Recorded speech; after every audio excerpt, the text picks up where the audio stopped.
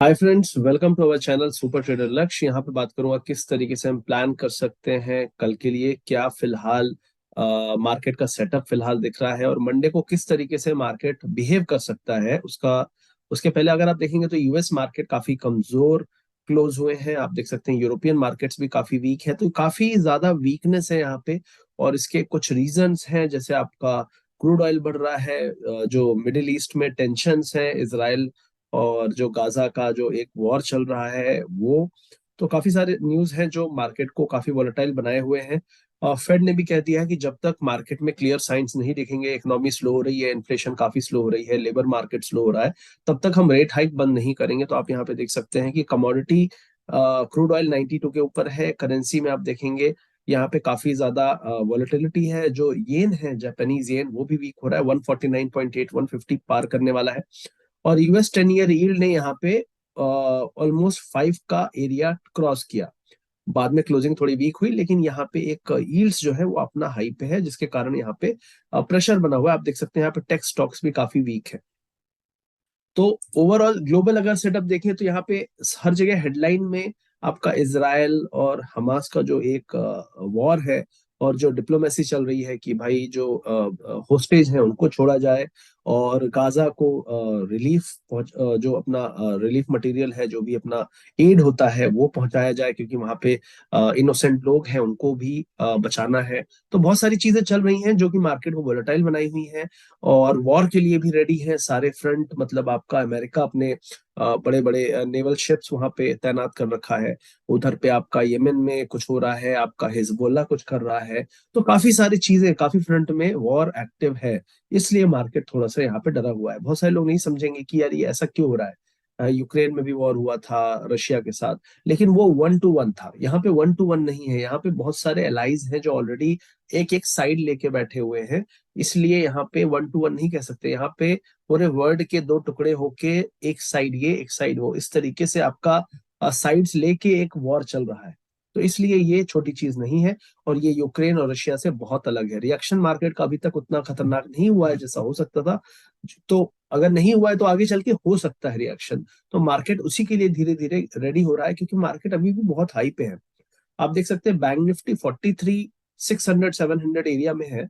Nifty आपका 19,600 area में है। तो हम कोई बहुत ओवरसोल्ड एरिया में नहीं है। हम हाई से थोड़ी ही नीचे हैं, 2% 2-3%। तो इसलिए मार्केट में यहाँ पे अभी भी जगह है कि यहाँ से काफी बड़ा फॉल आ सकता है। और मार्केट इसीलिए धीरे धीरे सरक रहा है, क्योंकि ये फेज है जब लोग धीरे धीरे धीरे धीरे अपना रिस्क कम कर रहे हैं। वो पैनिक वाला फेज अभी नहीं आया है। अगर कुछ चीजें बढ़ी तो पैनिक वाला फेज और डेंजरस होगा। तो यूएस मार्केट इसीलिए इस तरीके से रिएक्ट कर रहा है। अभी हम बात कर लेते हैं इंडियन मार्केट की, लेकिन उससे पहले हम यहाँ पे इंपॉर्टेंट इन्वेस्टमेंट अपॉर्चुनिटी के बारे में बात करेंगे, फिर कंटिन्यू करेंगे अपने एनालिसिस को। गाइस, इससे पहले कि हम वीडियो में आगे बढ़े, यहाँ पे एक इंपॉर्टेंट बात करना चाहता हूँ आपको ऑल सीजन इन्वेस्टिंग के बारे में। स्टॉक मार्केट में आपको लार्ज कैप, मिड कैप और स्मॉल कैप तीनों में इन्वेस्टमेंट करना पड़ेगा अगर आपको अच्छी ग्रोथ चाहिए। और इनमें इन्वेस्टमेंट रिशफल करते रहना पड़ेगा, क्योंकि बुरे समय में आप पैसा लार्ज कैप में, ब्लू चिप स्टॉक्स में डालेंगे, और जब मार्केट में चीजें ठीक ठाक हैं तब आपका पैसा मिड कैप और स्मॉल कैप में भी अच्छा खासा लगा रहेगा। इस तरीके से आप एक बेहतरीन ग्रोथ को अचीव करते हैं। इसी तरीके का एक मौका है जिसमें इन्वेस्ट करने के लिए आपको यहाँ पे एक एनएफओ आया हुआ है, जिसमें आप इन्वेस्ट करके ग्रोथ पा सकते हैं, आप लाइफ कवर पा सकते हैं, और आप यहाँ पे एक बेहतरीन ऑप्शन टैक्स सेविंग का भी पा सकते हैं। तो इसके बारे में यहाँ पे बताना चाहता हूँ। तो एचडीएफसी लाइफ, जो कि इंडिया की लीडिंग लाइफ इंश्योरर है, जिसका 2.5 लाख करोड़ का एसेट अंडर मैनेजमेंट है, जिसका सॉल्वेंसी रेशियो 200% का है, वो लेकर आए हैं एक एनएफओ जो इन्वेस्ट करेगा all season investing kind of funds में, जिसमें आपका पैसा लार्ज कैप, स्मॉल कैप और मिड कैप में लगेगा, और रिशफल भी होता रहेगा, जो कि आपको बेस्ट ग्रोथ देगा। और इसका एनएफओ खुला हुआ है सिर्फ 25 अक्टूबर तक, मतलब आपको सिर्फ 4 दिन बचे हुए हैं। इस एनएफओ में इन्वेस्ट करने के लिए आपको सिर्फ मिनिमम 1000 रुपीज से आप स्टार्ट कर सकते हैं, और इसका स्टार्टिंग एनएवी 10 रुपए का होने वाला है। एचडीएफसी लाइफ ने पहले भी कई फंड्स लाए हैं। इनका रिसेंट का फंड जो था एचडीएफसी लाइफ डिस्कवरी फंड, उसने 22.7% का रिटर्न दिया है 5 साल में, और 30% का रिटर्न दिया है एनुअली लास्ट 3 ईयर्स में। ग्रोथ और अच्छे रिटर्न्स के साथ साथ ये आपको देता है 120 टाइम्स ऑफ मंथली प्रीमियम का जो लाइफ कवर है वो देता है। आपको सेक्शन 80C के अंतर्गत टैक्स सेविंग मिलती है, और अगर आपका एनुअल प्रीमियम 2.5 लाख रुपीज से कम है तो आपको यहाँ पे मैच्योरिटी अमाउंट में कोई भी टैक्स नहीं लगता है। तो जो लोग भी टैक्स सेविंग करना चाहते हैं, जो भी लोग अच्छी ग्रोथ पाना चाहते हैं, या जो भी लोग चाहते हैं कि लाइफ कवर भी मिल जाए, ऐसा कोई प्लान हो, तो ये बेस्ट अपॉर्चुनिटी है। ये एनएफओ 25 अक्टूबर को बंद हो रहा है, तो सिर्फ 4 दिन बचे हुए हैं, तो आप इसको चेकआउट करिए। वीडियो के पिन कमेंट और डिस्क्रिप्शन में मैंने लिंक दे दिया है, चेकआउट करिए एचडीएफसी लाइफ का एनएफओ, जो कि 25 अक्टूबर तक ओपन है। 1000 रुपीज से आप स्टार्ट कर सकते हैं। तो डिटेल पढ़ लीजिएगा, अपनी रिक्वायरमेंट के हिसाब से इन्वेस्ट कर सकते हैं। एनआरआई इन्वेस्टर्स के लिए भी यहाँ पे बहुत अच्छा मौका है, तो जरूर चेकआउट करिएगा। आइए चलते हैं, बात करते हैं वीडियो में अपने एनालिसिस के बारे में। तो यहाँ पे अगर आप देखेंगे राइट नाउ, तो ये निफ्टी 50 का मैंने चार्ट खोला हुआ है, वीकली टाइम फ्रेम खोला हुआ है। यहाँ पे आरएसआई अगर आप ध्यान से देखिए, तो हमने पहला हाई बनाया 73 आरएसआई था, दूसरा हाई बनाया ऑलमोस्ट सिमिलर आरएसआई था, लेकिन हमने एक नया हाई बनाया था। और तीसरी बार हमने फर्स्ट वाले हाई के आसपास ही गए, और वहां से हमने अभी रिवर्सल देखा है, लेकिन आरएसआई बहुत ही कमजोर हो गया। मतलब दिखा रहा है कि इस पूरे मार्केट की एक रिलेटिव स्ट्रेंथ जो है वो धीरे धीरे कमजोर हो रही है, और इस समय सबसे ज्यादा कमजोर है।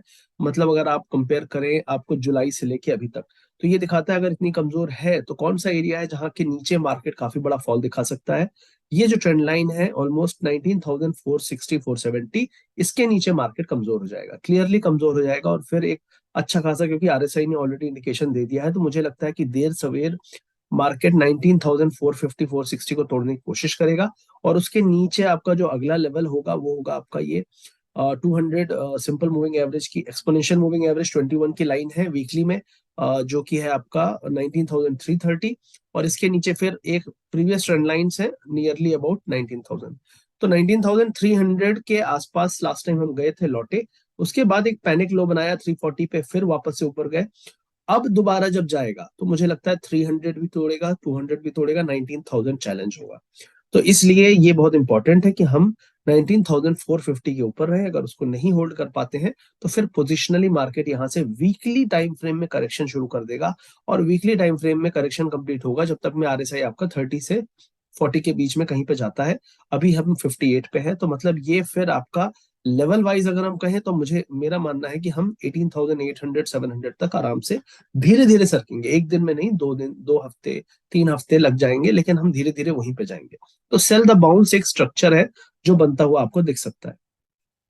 तो इमीडिएटली में अगर हम बात करें तो थोड़े छोटे टाइम फ्रेम में जाके हम बात कर लेते हैं। तो अगर आप छोटे टाइम फ्रेम में जाएंगे तो आपको यहाँ पे दिखेगा कि आपका इमीडिएटली जो बहुत स्ट्रांगली हो रहा है 19,850 जो रेजिस्टेंस है, इमीडिएटली जो है 21 आपका ईएमए है 670 पे, ये ही है जो आपका करो मरो है। इसके नीचे हम रहेंगे तो हम खतरे में हैं। और इसके नीचे अगर हम हैं तो हमारे जो लेवल्स हैं इमीडिएटली 460, और उसके बाद जो लेवल है 240 है। सीधे 460 के बाद सीधे 240 है, तो यहाँ पे आपको काफी अच्छा डाउन साइड मिल सकता है अगर 460 टूटा तो इसके लिए आपको तैयार रहना है। आरएसआई अभी भी 45 है, ये आराम से 20-25 तक जा सकता है अगर मार्केट यहाँ से कमजोर हुआ टूटा तो इसलिए निफ्टी का रेजिस्टेंस सेलिंग जोन है 670 680, और आपका ब्रेकडाउन जोन है 450, जिसके नीचे आपको यहाँ पे अच्छा डाउन साइड मिल सकता है। अब हम बात कर लेते हैं बैंक निफ्टी की। तो बैंक निफ्टी को अगर आप देखेंगे तो ये ज्यादा कमजोर था, लेकिन पिछले 2 दिन से इसने कम कमजोरी दिखाई है। तो यहाँ पे मैं बहुत ज्यादा रीड नहीं कर रहा हूँ कि यार ये कम कमजोर क्यों है, क्योंकि दोनों केस में आपका ये ट्रेंड लाइन के नीचे ही है। जो सपोर्ट की ट्रेंड लाइन थी, आप देखो कितनी बार यहाँ पे सपोर्ट लिया, मैं इसको थोड़ा जूम कर देता हूँ। यहाँ पे सपोर्ट लिया, यहाँ पे सपोर्ट लिया, आपका यहाँ पे सपोर्ट लिया, ये कई सारे सपोर्ट लिए इसने। तो ये ट्रेंड लाइन बहुत इंपॉर्टेंट है। जब पहली बार टूटती है ट्रेंड लाइन कोई भी, ठीक है, पहली बार जब ये टूटती है तो हम नीचे से आके टेस्ट करते हैं और फिर वापस से गिरते हैं। तो ये टेस्टिंग हो रही थी मेरे हिसाब से, और अगर वापस से हमने ये लो तोड़ा जो अभी रिसेंट का लो है, तो आपको क्लियर कट यहाँ पे ये जो लो है, तो इसके नीचे आपको क्लियर कट मूव दिखेगा। और हम मोस्ट प्रॉब्ली 550 43,500 मान लो आप, 43,500 टूटा तो आपका इमीडिएटली 43,200 है। और अगर आप इसका देखें तो पैनिक लो बना था 42,600, फिर 42 वाली बातें शुरू हो जाएंगी। 42,600 से लेके 42,000 का रेंज हमारा जो है ओपन हो जाएगा, जो एक अगला सपोर्ट बड़ा होगा। अगला सपोर्ट जो है 43 नहीं है, 42 से लेके 42,500 एक इंपॉर्टेंट सपोर्ट खुल जाएगा। तो हम एक बहुत इंपॉर्टेंट जंक्चर पे हैं जहां से ये मार्केट पूरा पूरा देखो, जब ये यहाँ पे गया था तो हमने बात भी की थी अपने इसमें एनालिसिस में कि हम डबल टॉप हो सकता है बना रहे हैं, लेकिन ये बनने के बाद ही आप बोलोगे बन गया है। अभी आप देखो क्लियरली डबल टॉप बन चुका है, और डबल टॉप बनने के बाद ये एरिया जो कंसोलिडेशन का है हम यहाँ पे हैं, और इस एरिया पे हमने कंसोलिडेट नहीं किया। तो क्योंकि डबल टॉप में क्या होता है, अगर कंफर्म हो गया, अगर हम गिर गए तो फिर यहाँ पे कंसोलिडेट नहीं करता, फिर वो सीधे नीचे ही जाता है, क्योंकि डबल टॉप है, टॉप तो बन गया ना। टॉप बन गया तो लोग फिर क्यों रुकेंगे, फिर तो लोग वहीं रुकेंगे जहां से बाइंग करनी है। बाइंग कहाँ से आई थी, जो पूरी पूरी बाइंग है वो आई थी बहुत लो लेवल से। तो वो सिर्फ वो लो लेवल के आसपास ही कहीं पे बाइंग, तो इसीलिए मैंने कहा 42,000 का एरिया भी मेरे हिसाब से खुलता हुआ दिख रहा है।